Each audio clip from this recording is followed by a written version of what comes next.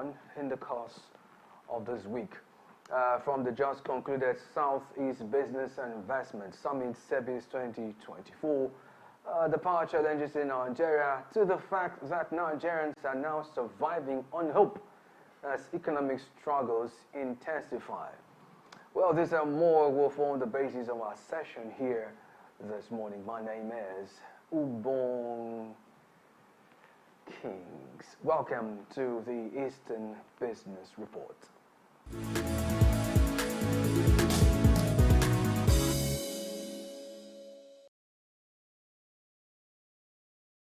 Welcome back, and yes, indeed, this is the Eastern Business Report. So this week, I would like to begin here with the aftermath, if you may, of the Southeast Business and Investment Summit SEBIS 2024. I was opportune to be at the event, and a number of things were highlighted. I would also want to emphasize some few things, and this next report embodies my concerns. Let's get to see it real quickly.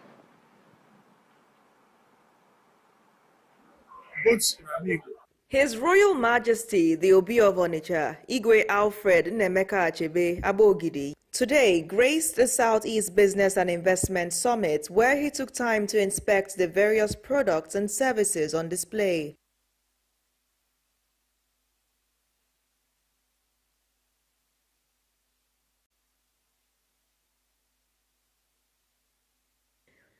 Speaking with Afia TV political correspondent Nnamdi Obaya at the Eyimba Economic City Pavilion, he emphasized the contributions and potential of Southeasterners.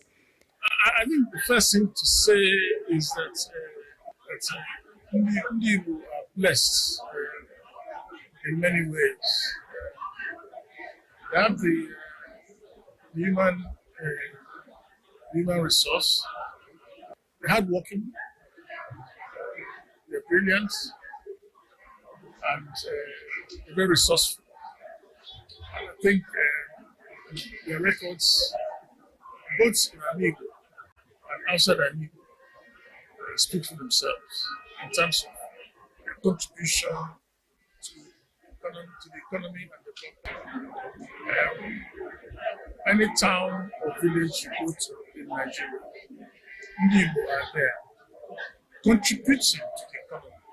His Royal Majesty also shared the factors that may be impeding the level of investments by Igbos in the East compared to their global contributions. The question is, if they're doing that elsewhere, why are they not doing the same? What is the missing element in the equation? I think first and foremost is the enabling environment. If you have 1 naira to invest, either in Onitsha or in Sokoto, and you can make more profit in Sokoto, you go and invest in Sokoto. And then maybe sometime you come back to it again because you're not bad. But the point is that resource is not inexhaustible. Therefore, even for the resource of our own people, we have to compete with everybody else. So the point is to create the enabling environment. Currently, security is the biggest issue. Nobody wants to invest money where their staff, their facilities are threatened. Security is the first challenge we have today. Functional education is very important. But even at that, they can learn on the job very, very fast. Of course, the famous global place system, some of our most productive, most resourceful, they must Charis, Chidi, Chisco, we are all what they call it again. They're all apprentices, and they learn to the job. He also charged the Southeast governors to create an enabling environment consisting effective land management, electricity, food security, among others, for businesses to thrive. The government has a role to play to provide the enabling environment. Basic things like land. Land not just most expensive, but most inaccessible in the Southeast. And we can make land available. For how much land does Israel have? And Israel is leading the world in technology. Israel is growing oranges and exporting abroad. Jaffa orange. So if we manage our land well, we have enough land in this country, both for agriculture and for industrialization. So it's a combination of the government itself, creating another environment, electricity, water, roads, investment to support the entrepreneurs, green farmers. Food security is very important. We have to produce our own food, feed ourselves, and then provide physical security and finance the market. Addressing the critical concern of land management in the region, he shared the need for proper planning as is obtainable in modern estate development. He further said that corruption is an issue in the region which could hinder businesses from growing. I mean, if you go to modern estate development, you've got to make provision for industries, you've got to make provision for agriculture, and for residences. And industries, you have clean industries, but you have the heavy industries. So you've got to do that. And citing them at the right places.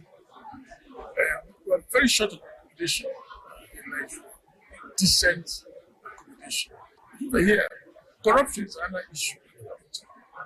So if you put your money in the market, when it's time to buy a house, tell your money as well. So there are challenges, but they are not insurmountable.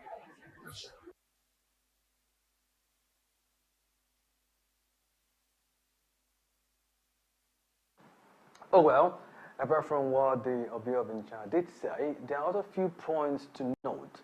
The fact that, this summit pretty much looked at one key thing, which was the fact that we have a lot of other summits happen in the States and everywhere else with reference to developing the Southeast by extension, but there is always more talk and less action.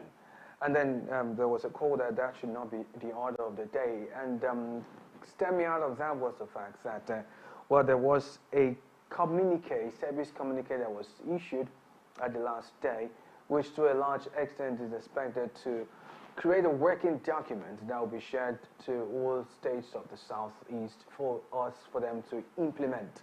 Then there's a B part there. There was the unveiling of the Eyimba City, economic city, which I intend looking at or exploring tomorrow on the program. So yes, by all means, we're going to be looking at that and how that tilts towards real estate development in the Southeast. But away from that to other issues that I would want to explore this week will be to pretty much do an explainer on what the frequent collapse of the national grid means for Nigeria's development, and by extension, the Southeast development. Now, recall that sometime last week it was reported that the managing director of the Transmission Company of Nigeria, TCN, Engineer Sule Ahmed Abdulaziz, had appealed to the federal government to invest more in the power sector, as electricity is one of the major infrastructure industries and the masses need for development. But as it stands, there doesn't seem to be any form of respite for Nigerians, and the question a number of Nigerians are asking, as it were, is how on earth did we get to this point where our power issue is so bad? All thanks to TVC News, we have a report that actually had someone talking about this issue and explaining more on how we got to this place. Let's take a look. On April 15th, there was another grid collapse, and that was blamed on a fire at the AFAM 5 plant on the 330 kV line. Once that fire started, it tripped off AFAM 3 and AFAM 6, and from there, other plants started shutting down. Remember, there was a time when a minister said that our problem in Nigeria wasn't generation. Well, it is generation, distribution, transmission, and everything else. Because when a plant trips off, And the system operator is not able to react quickly enough to disconnect some load to make sure that the supply of electricity balances out with the load that is online, you're going to have other plants trip off to protect themselves. So that tells you we have outdated equipment all around. It tells you we don't have enough generation capacity. We actually are still talking about 4,000 megawatts in a country of 200 million people, whereas Egypt, with about 111 million people, half our population, generates about 60,000 megawatts. So we're way off. Our generation is way off. Transmission is extremely poor. And of course, distribution doesn't work. Then the system that runs the whole industry is outdated. So you're going to continue seeing this problem. You know, in this year alone, in just 4 months, we've already had 7 collapses. In the 9 years between 2010 and 2019, we had 209 grid collapses. So it's almost like we're competing with ourselves to do worse than we've done before. But we are hopeful. We are hopeful that things will get better. But that takes effort, focused effort. Oh, well, he said we're hopeful. Well, I'm hopeful too, but like he said, the big part is it takes a lot of effort. But the question is, are we ready to do the right thing at the right time? Because in relation to this particular issue, a lot comes to mind. I do not wish to make any undue comparisons, but let's stay within Africa. Now, that would be a very good place to make a comparison, wouldn't it? Now, are you aware that a lot of pundits all over the world are linking GDP growth to power availability? It may interest you to know that in 2023, all the 3 largest economies in Africa were reported to have a more sustainable power sector with ongoing innovations to further increase their nation's power generation and distribution capacities. Now, I'm talking about the likes of South Africa, which is the largest economy in Africa, with GDP of 373.23 million US dollars, followed closely by Egypt. Then we have Algeria before Nigeria. Nigeria is number 4. But then it may interest you to know a case in point I would love to emphasize here is that of Egypt. Egypt has risen its electricity generation from less than 30,000 megawatts to 54,000 megawatts, almost 60,000 megawatts, just like the our guest on the video you saw said. While grid-connected power in Nigeria, listen to this part, has hovered around 4,000 megawatts, roughly the same size as nearly 10 years ago. In other words, we're not making any progress. We're still in the same place that we were, and we keep giving up monies to take care of this power issue, but it's still the same case year in, year out. I rest my case, I say no more. We'll look at this issue in detail this week as well. We'll take a short break. When we return, we'll be looking at more of this conversations that we are going to be looking at, and you can join in on the conversation watching live on our dedicated Afia Business YouTube channel by going to www.youtube.com/Afia Business. While you're there, do hit the like button. Remember, you should subscribe so you get notifications on all business-related content coming to you from Afia TV. And while you're there, remember that you could do us the honors of joining us on socials, Instagram more specifically with the handle at Afia Business _ do it to follow us there to be part of a social media community. The Eastern Business Report continues in a bit. Stay tuned.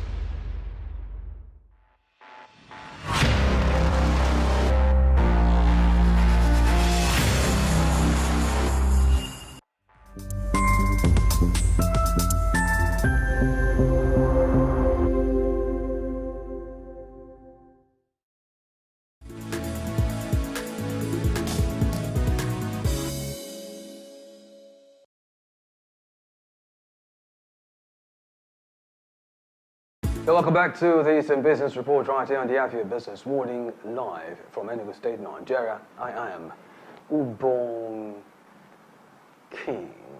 And just before the break, I was sharing with you possible conversations I would be getting involved in the course of this week. I did highlight the aftermath, if you may, of the Southeast Business and Investment Summit, SEBIS 2024. And I would love to center or narrow in on the Eyimba city and the place of real estate in the development of the Southeast. Another issue I looked at or briefed you about was the fact that I may need to do an explainer detailing what frequent collapse of the national grid means for Nigeria's development and, of course, by extension, the Southeast development. And now moving on, I will also take out the time to look at the fact that Nigerians are now surviving on hope. As a matter of fact, somebody calls it on audio money, as economic struggles intensify. From non-availability of cash, cost prices of products and services, transportation fare hike, to increased taxation and security concerns. You know, the truth is that since the inauguration of President Bola Ahmed Tinubu and the rollout of his renewed hope agenda, Nigerians have found themselves grappling with one of the worst economic crises in recent history.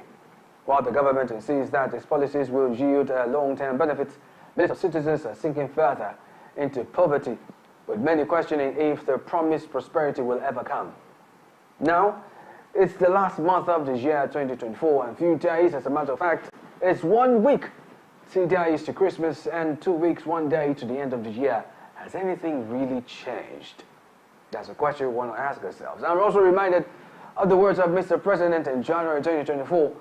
Well, I would want to take you through this memory lane with me. So join me. Let's take a look at this really quickly. Why it was reported that President, of course, we all saw that report, but then it will come in handy in this particular reportage. Let's take a look at this report real quick.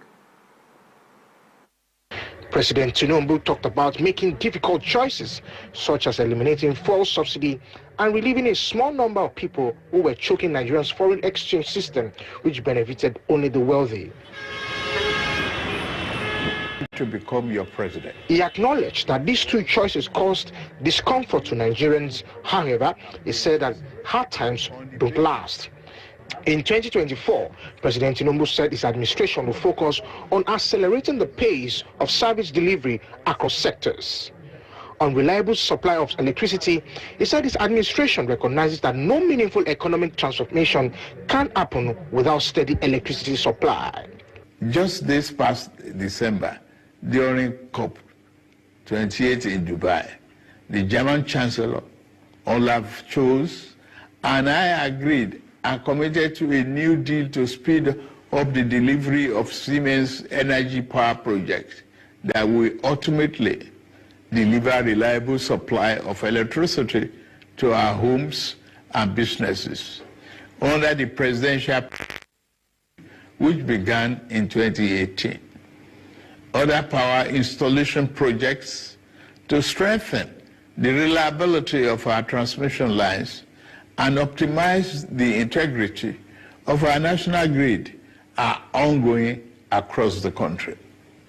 My administration recognizes that no meaningful economic transformation can happen without steady electricity supply.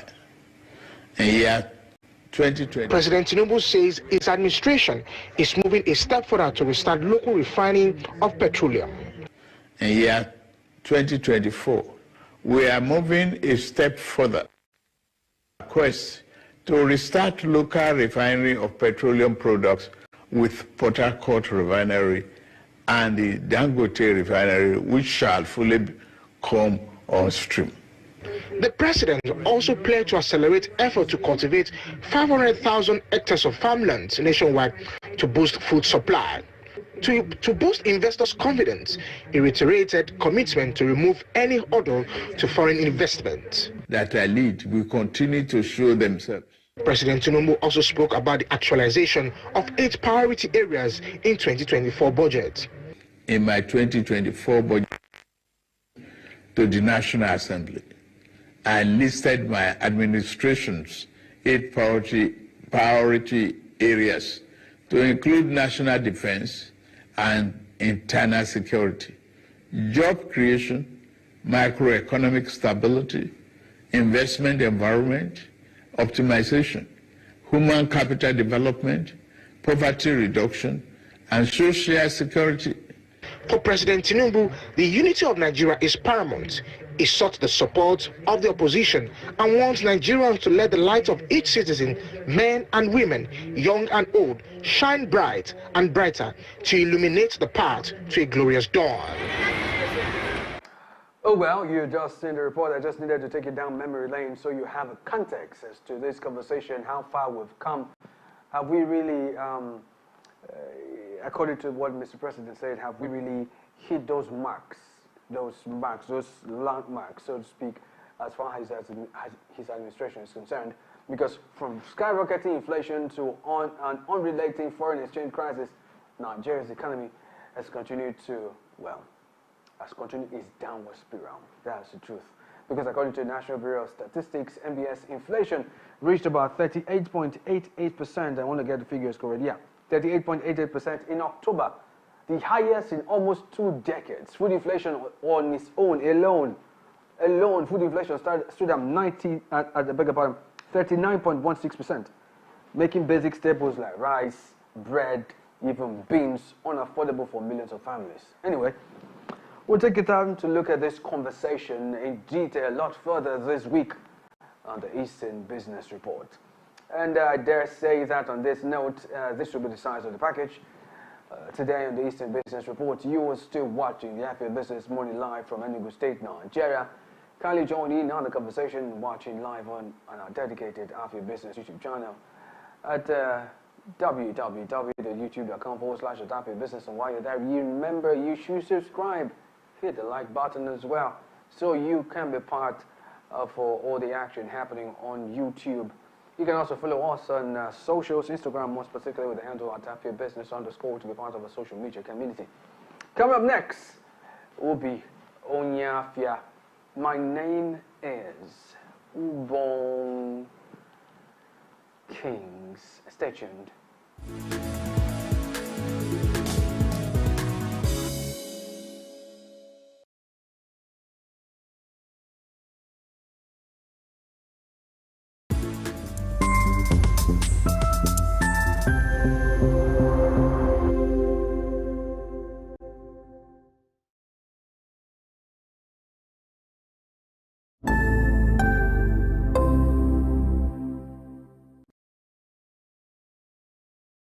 Good evening to you, viewer, and welcome to Women in Business, a show that profiles women